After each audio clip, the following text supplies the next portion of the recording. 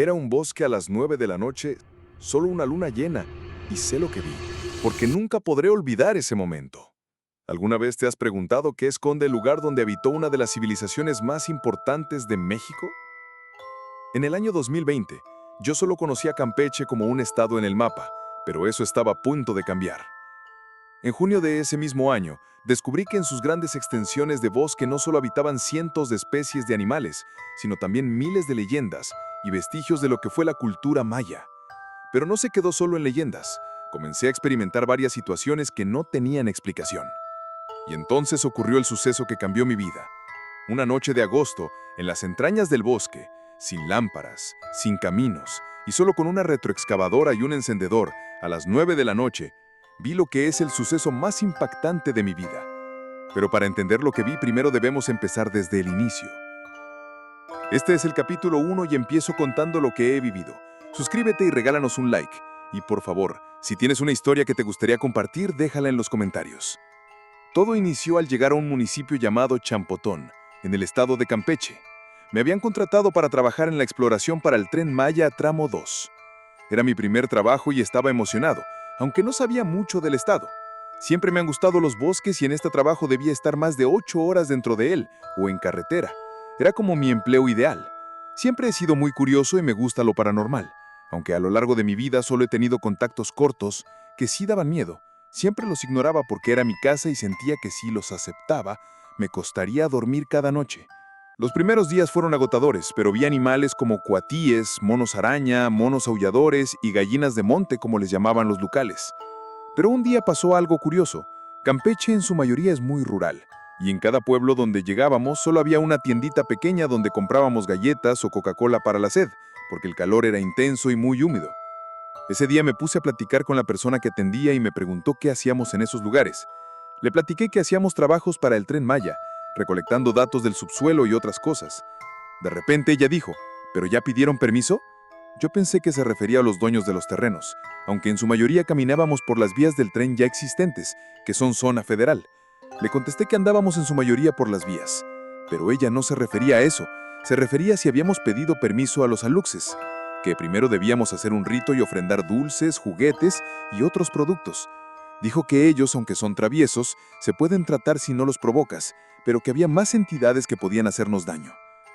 Le dimos las gracias, pero en realidad ya llevábamos 3 días y no había sucedido nada. A mí me llamó mucho la atención el tema de los aluxes. En esta parte la historia se conecta con otra, pero era necesario poner en contexto por qué todo sucedió en esos días. Les juro, no fui solo yo. Todos mis compañeros de trabajo y de otras empresas vivieron cosas que dan tanto miedo, pero que también generan una emoción a lo desconocido. Llegó agosto. Ese día íbamos a una zona entre Arellano y San Juan Carpizo. Como no había accesos porque el río estaba alto y las brechas estaban lodosas, solo podíamos entrar con una camioneta 4x4 y la retroexcavadora para tomar las muestras de suelo. Era un camino de alrededor de hora y media por la velocidad de la retroexcavadora y porque no era un camino como tal. Pasaron las horas y nos propusimos acabar ese día todos los estudios de la zona para no tener que volver a ingresar. Pero llegaron las 7 de la tarde. Por apurarnos en los trabajos nadie se percató en la hora.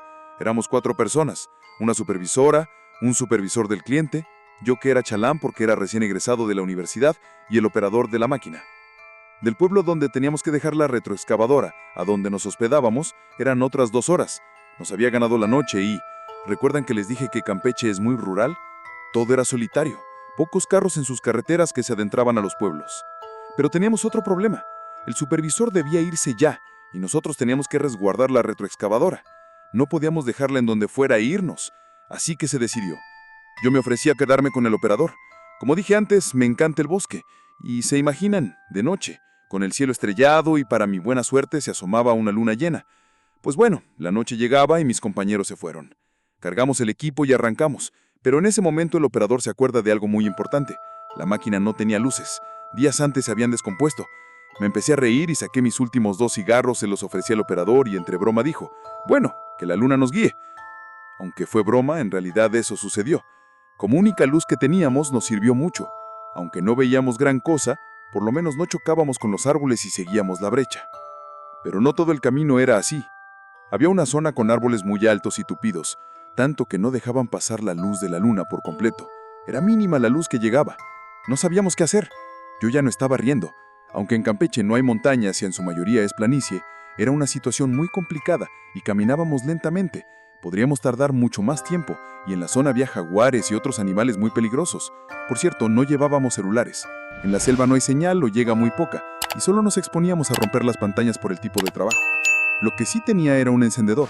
Era muy tonto porque ¿qué tanto podía alumbrar?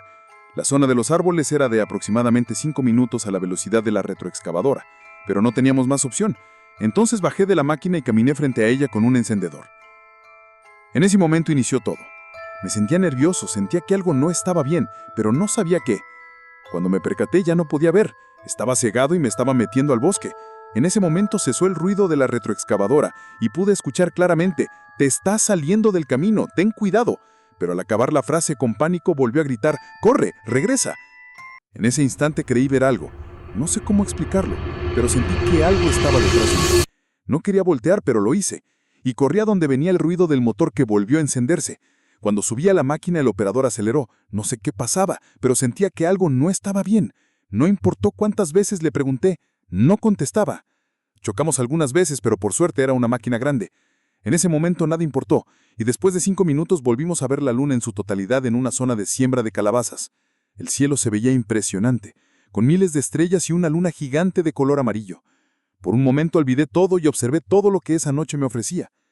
Pasó una hora, y logramos llegar a donde teníamos la camioneta y la máquina. Pensé que ya todo había terminado. Respiramos y yo tenía esa sensación de suspenso. Sentía que él quería decir algo, y yo quería preguntar sobre el tema de antes, pero al final nadie dijo nada. Subimos a la camioneta, avanzamos unos metros, y una llanta se ponchó. Eran las 9:30 de la noche y solo quedaba aceptar que no era nuestra noche. Pero no todo acabó ahí. Después de alejarnos unos minutos del pueblo, sucedió algo que era demasiada coincidencia. Era algo que no sabía qué sentir. Frente a nosotros había 6 lechuzas blancas mirándonos sobre la carretera. No se quitaban y de fondo la luna inmensa. No se imaginan el momento que sentimos. Con curiosidad y un poco de miedo, miré en otras direcciones y había más de ellas, tal vez unas 10 aproximadamente, y todas haciendo lo mismo, mirándonos fijamente. En ese momento el operador ya no aguantó. Con un grito de pánico aceleró, sin soltar el freno, logrando que se espantaran las aves, y al mismo tiempo dijo: «Sabes que las vimos, si nos agarran no podremos regresar». No entendía a qué se refería, tenía miedo aunque no entendía qué sucedía. Cuando logramos llegar a la carretera costera dijo lo siguiente: «Güey, ¿no lo viste? Estaba detrás de ti y se subió sobre ti. Cuando te volteaste con la luz del encendedor, solo logré ver su perfil y sus alas. Era un humano con alas de pájaro». En ese momento sentí como todo mi ser se quedó tieso, y recordé haber sentido una corriente de aire cuando volteé hacia la retroexcavadora y esa sensación de que alguien estaba detrás de mí. Así acabó la noche. Llegué a mi casa a las 12 de la noche. Fue un día de película de terror, pero tenía una duda. Recordé que la local me había contado que había entidades en el bosque. La mañana siguiente regresamos al pueblo por la máquina para poder irnos al siguiente tramo, pero no me podía ir así. Entonces regresé a esa tiendita y la pregunté a la señora: «Disculpe, ¿qué otras entidades han visto los del pueblo?». Y ella contestó: «Mmm, hombres con alas». Gracias por llegar hasta aquí. Todo lo que escribí es real.